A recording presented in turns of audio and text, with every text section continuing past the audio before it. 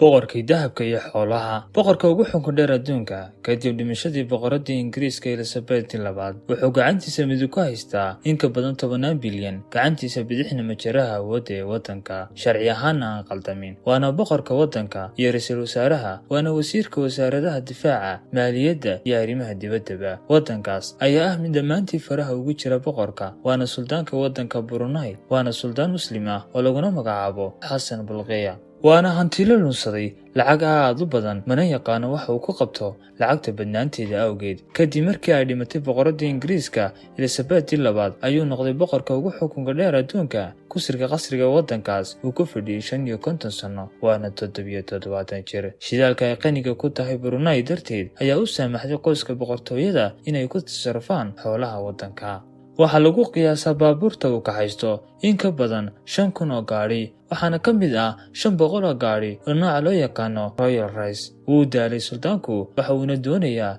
inuu ku nasto qasrigaas aad ku dhex qaadanaysid kun habeen iyo habeen kastana aad u hoyanaysid qol cusub mana dhammaanayaan qolalka qasriga dhexdiisa ka dhisani waxaana lagu qiyaasaa in ka badan 1,700 oo qol wuxuuna ku galay qasrigiisu uu goboljinis rikoorka qasriga ugu weyn adduunka korkiisa sidoo kale xamaamyada qasriga ayaa ah kuwa ka samaysan dahab